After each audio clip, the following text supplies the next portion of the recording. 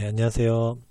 오늘은 2024년도 임용시험 사전 TO가 발표되었던 날입니다. 네, 다들 자기가 원하는 지역, 지원하고자 하는 지역의 TO를 확인하셨을 텐데 아직 혹시 확인 못하신 분들은 여기서 같이 보셔도 좋을 것 같아요.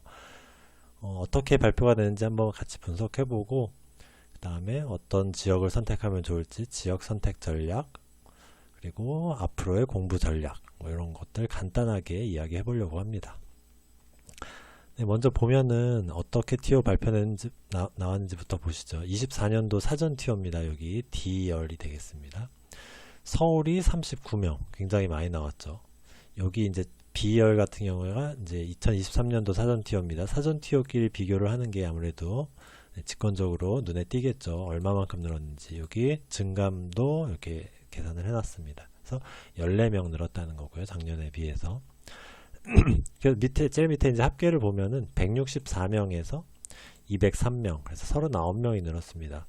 비율로 따지면은 20% 이상, 25% 가까이 늘었어요. 그러니까 4분의 1 정도가 늘었으니까 굉장히 많이 는 거죠.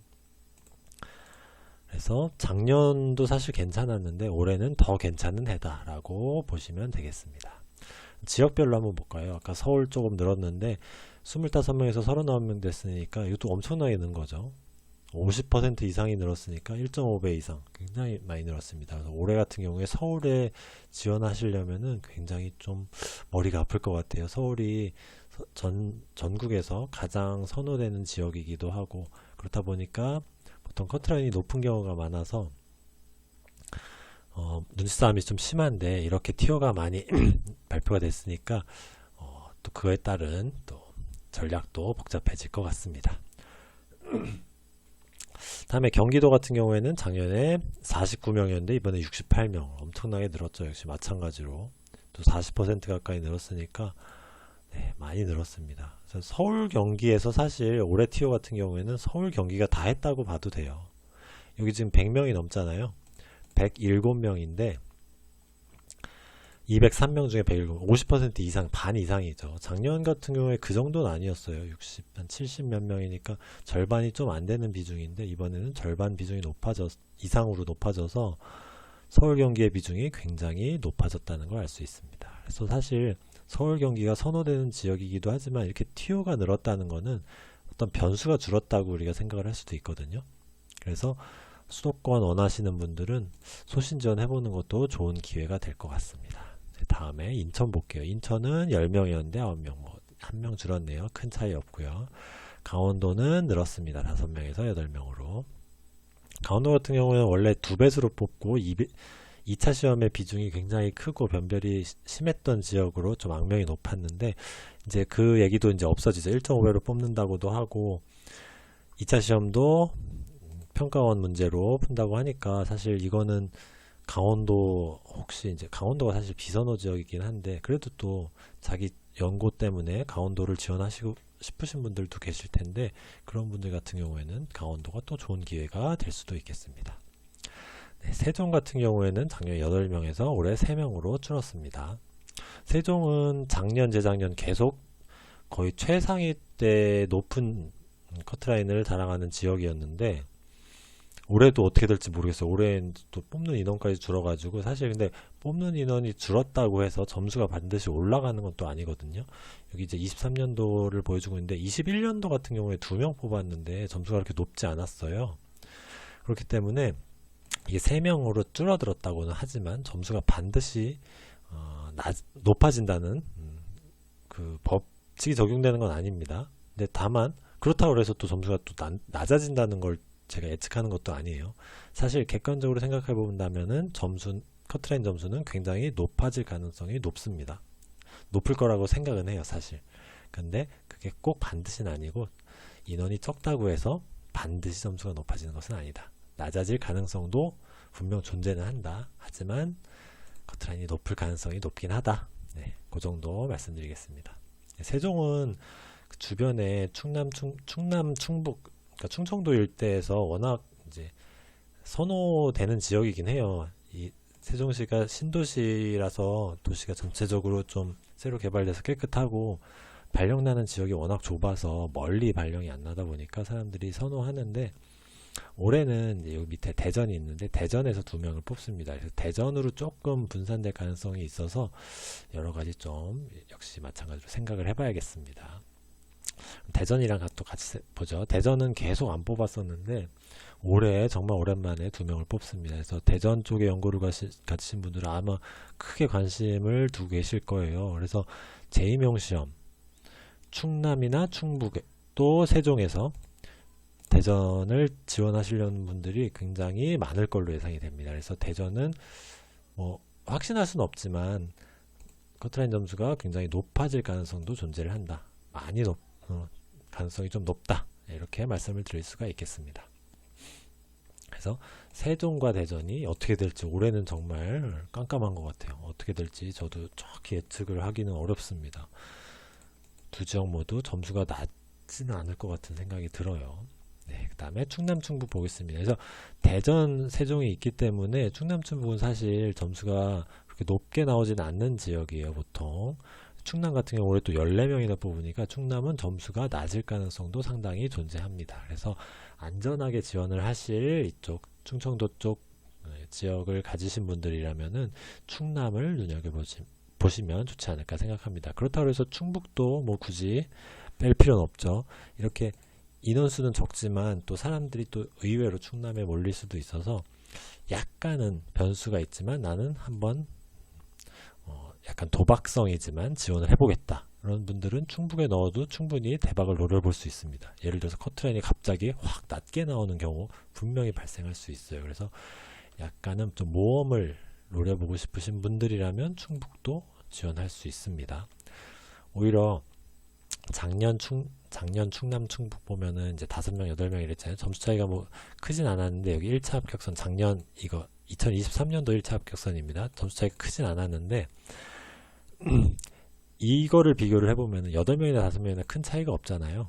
그렇기 때문에 여기서도 6명, 14명이지만 점수가 크게 차이가 없을 수도 있고 아니면 반대로 나올 수도 있습니다. 그래서 사람들이 보통 안전하게 이 많은 충남 지역을 선택할 가능성이 많다고 하면은 충북 지역으로 모험을 노려보는 것도 이 점수에 좀 자신이 없는 부분을, 예를 들어서 작년 시험으로 한 50점 초중반을 나오시는 분들이라면은 모험 삼아서 충북 써볼 수 있습니다. 충분히. 자, 그 다음에 광주로 가보겠습니다. 광주는 작년에 4명 뽑았었는데 올해는 1명밖에 안 뽑네요. 그래서 광주는 굉장히 모험입니다. 근데 이게 1명 뽑는다 그래서 또 점수가 반드시 낮지 않아요. 2022년도였나요? 1명 뽑을 때가 있었는데 그때 그러면은 사실 1차 시험 합격자가 2명이 나와야 되거든요. 근데 1차 시험 합격자가 1명 돼가지고 사실 그 1명 이외에 전원과락인 시험이 있었거든요. 그게 아마 22년도였던 걸로 기억합니다. 그래서 이렇게 1명 뽑는다고 해서 또 반드시 점수가 높은 것만은 아니다. 그래서 아까 충북 말씀드렸지만 광주도 모험을 노려본다면 쓸 수 있습니다. 근데 그거는 누구도 책임져 주지 않기 때문에 그건 본인의 책임에 따라서 선택해야 되는데 모험을 노려볼 수도 있다. 반드시 점수가 높은 것만은 아니니까. 그건 약간 도박수가 들어갑니다. 물론. 감안해서 보시고요. 그 다음에 전북 전남. 전북은 마찬가지로 작년과 마찬가지로 2명만 뽑고요. 그 다음에 전남은 23년도에도 없었는데 올해도 2명밖에 안 뽑습니다. 22년도에 워낙 많이 뽑았어요. 그때 많이 뽑아가지고 23년도, 24년도는 거의 지금 뽑을 여력이 없는 걸로 보입니다. 자, 그다음에 부산으로 가보면 경남권에서 가장 선호되는 지역으로 부산을 뽑을 수가 있겠죠.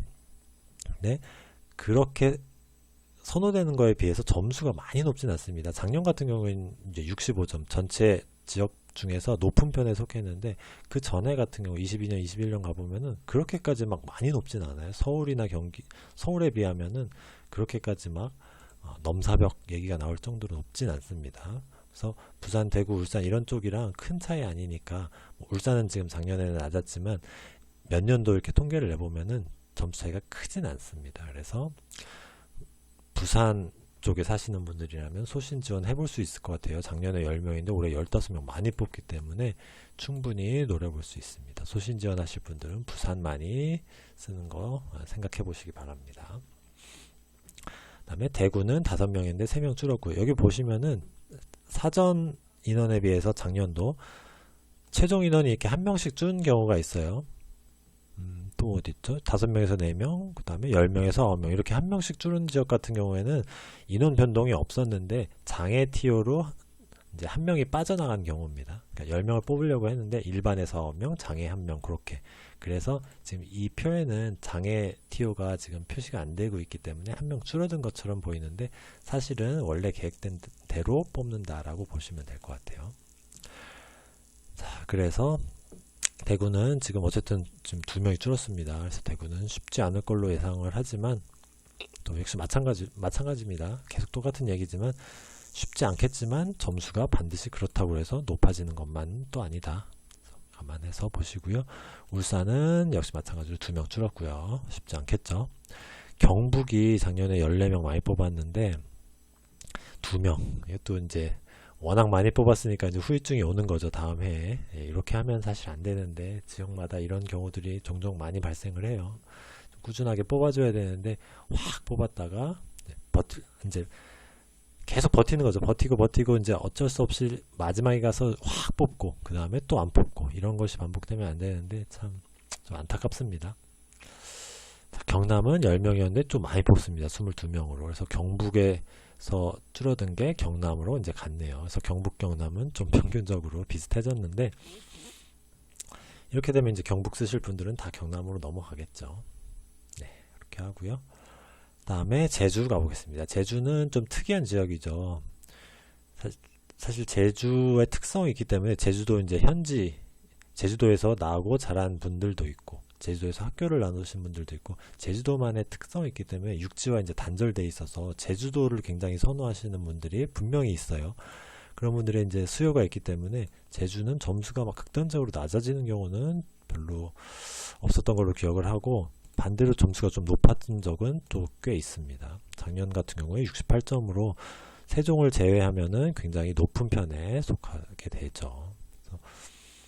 네, 이렇게 지역별로 한번 봤는데요. 지금 오늘 사전 티오를 발표하니까 사실 공부하시다가 아마 집중도 안 되고 그럴 거예요. 그래서 이렇게 폰 잡고 이렇게 영상 보러 오신 분들도 많을 텐데 이렇게 좀 마음이 흐트러지는 티오 보면서 마음이 흐트러지는 거는 오늘까지 하시고요. 내일부터 다시 공부하시고 우리가 이제 10월 달에 다시 본 티오 나오고 실제로 지원하게 되잖아요. 그때 또 이제 집중력이 그냥 쭉 떨어집니다. 그래서 그때까지 또 쭉 그러니까 페이스를 다잡고 공부를 해야 되기 때문에 오늘까지만 같이 영상 보시고요. 내일부터는 또 공부하시다가 실제 티오 고민은 이제 본 티오가 나올 때 그때 다시 하시면 되겠습니다. 그래서 지금은 이 정도 지역에 내가 지원하면 좋겠다. 이 정도 가볍게 생각하시고 빨리 티오 생각은 접어두시는 게 제일 유리하겠습니다. 그래서 공부 페이스를 잃지 않는 게 중요하겠죠.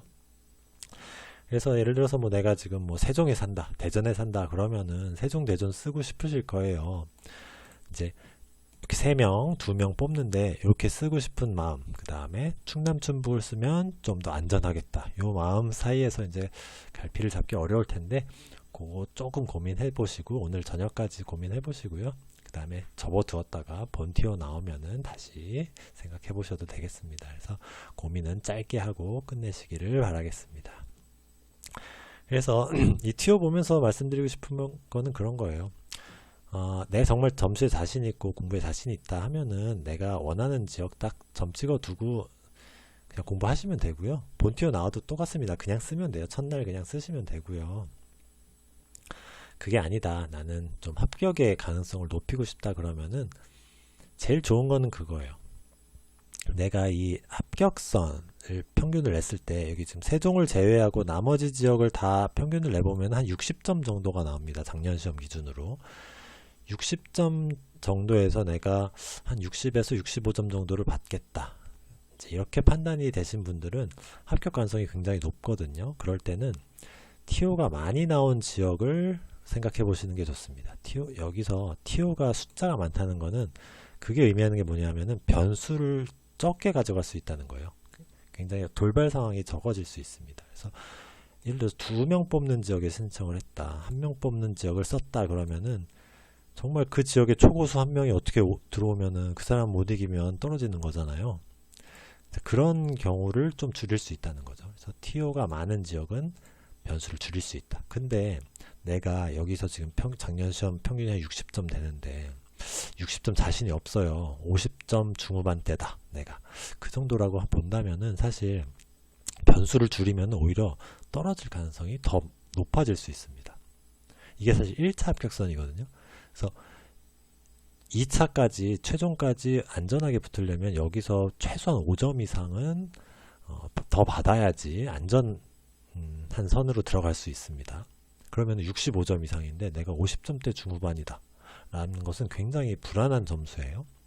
그렇다 보면은 이렇게 많이 뽑는 지역은 오히려 내가 떨어질 가능성이 높아질 수 있다 이렇게 생각할 수도 있습니다. 그래서 그럴 때는 아까 몇 번 말씀드렸죠. 뭐 충북이나 뭐 충북 충남 비교하면서도 말씀드렸고 광주도 말씀드렸었는데 약간 모험을 하는 경우도 생각을 할 수 있습니다. 내가 떨어질 수도 있지만 그 위험 감수하고 내가 한번 써보겠다 하면은 이렇게 적은 지역, 많이 뽑지 않은 적게 뽑는 지역을 생각해 보는 것도 가능합니다. 그거는 오히려 내 점수가 이 전체 합격선 평균에서 조금 떨어지는 점수일 때 그때 모험을 노려볼 수 있겠다. 네, 이렇게 말씀을 드려볼 수 있겠습니다.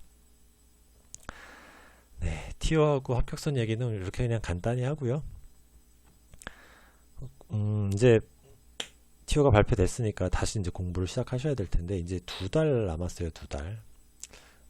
2달이라는 게 뭐냐면 본 TO 나올 때까지 2달 남았으니까 2달 동안 또 신나게 달려야죠. 또 2달 동안 열심히 공부하고 또 본 TO 나오고 실제로 원서 쓸 때 마음이 또 흐트러지니까 2달 동안 쉬지 않고 열심히 달려야 됩니다. 그래서 2달 동안 공부하는 법을 좀 사실 공부하는 법이랄 게 자기 자신에게 맞는 공부법이 다들 있으실 테니까 제가 뭐 함부로 이렇게 말씀드릴 건 아닌데 2달 동안은 일단은 이제 문제 풀이에 좀 집중을 할 때가 됐어요. 이제 8월이 들어갔으니까 기본서 전공책 보면서 이론도 틈틈이 계속 보시면서 문제 풀이가 중요하다고 해서 문제만 푸는 건 아닙니다.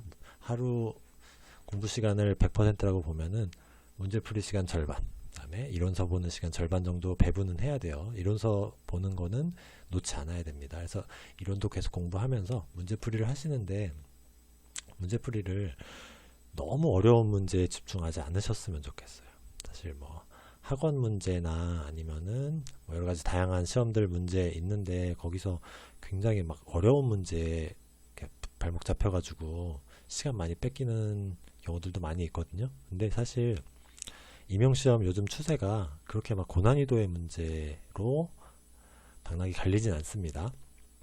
그래서 충분히 쉽다고 생각하는 기본 개념만으로 문제를 다 풀 수 있게 나오기 때문에 너무 막 어려운 문제에 집착하지 마시고요. 기본 개념 보면서 문제 풀이는 다양하게 풀어보시면 좋겠습니다. 그래서 다양한 풀이라는 게 그냥 여러 문제 그냥 딱 지금 많이 풀어보면 좋다는 이야기입니다. 어려운 문제, 복잡하게 꼬아놓은 문제보다 쉬운 문제지만 많이 풀어보는 것, 질보다 양이 중요하겠다.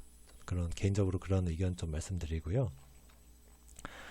그렇게 하면은 사실 우리가 공부하다 보면은 이제 그런 게 있어요. 이렇게 내가 공부해서 합격할까? 사실 그러는데 진짜 몇 년간 임용 문제 보시면은 아실 수 있을 거예요. 굉장히 어려워 보이는 문제인데 사실 까놓고 보면은 정말 개념 자체는 간단하거든요. 근데 문제만 깁니다. 문제만 길어서 그 문제 읽고 해석만 하면은 그건 그 다음부터 끝이에요. 푸는 거는 정말 간단한 문제. 그런 문제들이 많이 나오는 것이 지금의 임용 추세이기 때문에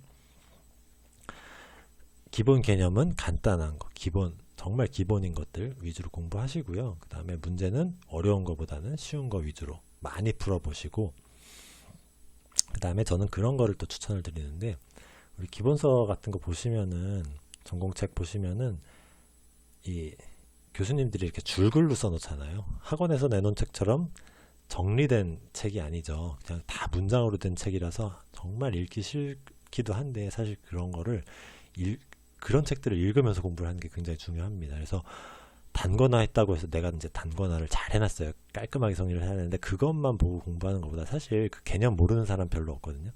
자기가 아무리 잘 정리했더라도 그게 중요한 게 아니라 정말 제가 생각하는 임용에서 중요한 거는 글 읽는 능력이에요. 글 읽는 능력. 그래서 기본서 시로슨 자료 구조론 같은 거 보면 글씨도 작고 문장 막 빽빽해가지고 정말 읽기 싫거든요. 근데 그런 문장 읽는 거 자체가 그 책의 개념을 공부하는 것도 있지만 임용시험에 그 긴 문제들 읽는 연습도 되거든요. 그래서 문제 읽는 연습이 돼요. 그 기본서 긴 문장 읽는 게. 그래서 저는 기본서를 계속 반복해서 읽는 거. 뭐 C도 그렇고 DB 뭐 운영체제 다 네트워크 다 똑같습니다. 그래서 다 번역한 책이라서 정말 읽기도 싫고 편집도 안 예쁘게 돼 있잖아요. 그런 것들 그냥 쭉 읽는 연습, 읽으면서 공부하는 거를 저는 좀 추천을 개인적으로 드립니다. 네, 주소리 좀 말이 많았는데 오늘 간단하게 TO 어떻게 나왔는지 분석해보고 그 다음에 뭐 합격선에 따른 어떤 작년 합격선이랑 비교해보면서 어떤 지역 선택하면 좋을까 간단히 이야기해봤습니다. 일단 이게 사전 TO이기 때문에 제가 그냥 오늘 발표된 자료 정리하면서 그냥 즉흥적으로 좀 몇 마디 말씀드렸어요. 나중에 좀 더 나름대로 분석해서 지역 선택이나 이런 것들 어떻게 하면 좋을지 분석하는 영상 준비해 보도록 하겠습니다. 오늘은 그냥 이 정도로 간단하게 하겠습니다. 네, 고민 오늘까지만 하시고요. 내일부터 다시 화이팅 하시기 바랍니다. 네, 감사합니다.